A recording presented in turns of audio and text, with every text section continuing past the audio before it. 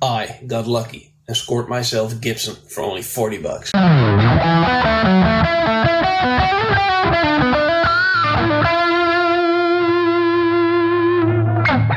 I got lucky and found this guitar in the window of an art shop.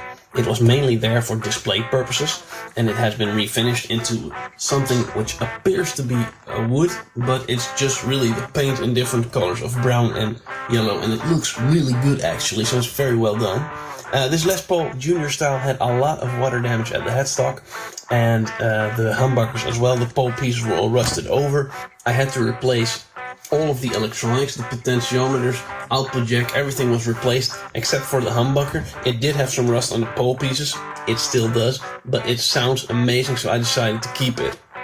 I had to reset the neck. The truss rod was loose inside the neck and it was very much bended, so I had to straighten it up, tighten it up, and then I had to clean up the tuners. The tuners had a lot of water damage, so I put them in vinegar, let them soak for a while, then dry them hot with some WD-40 to really get out the moisture, and now they work really fine, even though they're brandless tuners. Because this Gibson is part of the Gibson family of brands, just like Epiphone, but this is an amazing guitar. This is a Maestro by Gibson, and that story is something very, very extraordinary.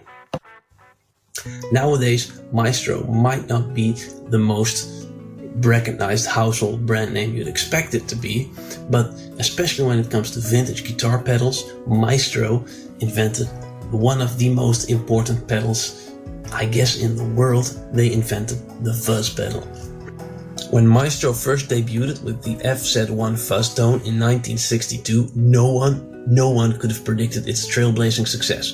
By that time, Gibson, then operating under parent company Chicago Musical Instruments, had already used the Maestro brand name on accordion amplifiers, and its legendary Echoplex tape delay.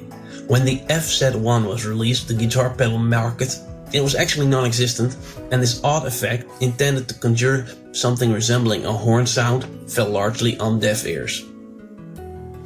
It fell on deaf ears until a little unknown guitarist came along by the name of Keith Richards. He was in a little band called the Rolling Stones, and he used the FZ1 as a demo track on Satisfaction to signal how and when the horn section should enter the mix, but never meant for this part to be used for the final recording, according to Phil O'Keefe, the senior editor of Gibson Brands.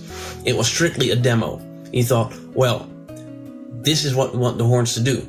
That scratch track went up on the final version of Satisfaction, and it turned out to be the song of the summer in '65. Gibson sold every FZ1 in stock. It was really the first commercially successful pedal. Now, the Maestro subsidiary of Gibson, unlike Epiphone, is a lot less known, but it's still a part of the Gibson family and it sounds amazing. This guitar has a lot of depth and low end, which makes it very, very suitable for instance, these awesome metal riffs.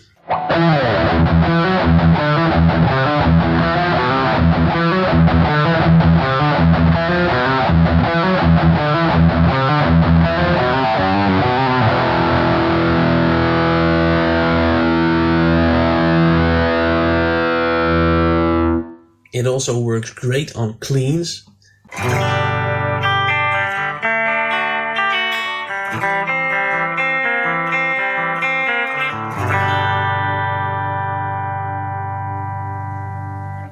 And slightly overdriven lead play.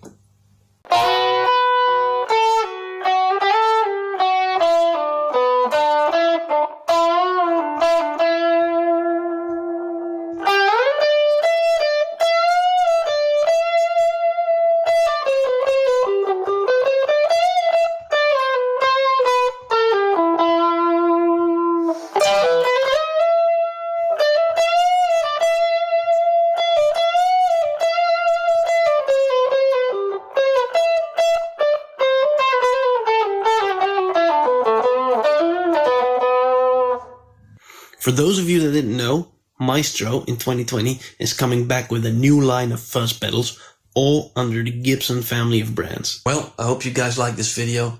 If you did, please like, share, subscribe, do all the usual YouTube algorithm boosting stuff. And if you have any questions, just Let me know in the comments down below and I'll answer them.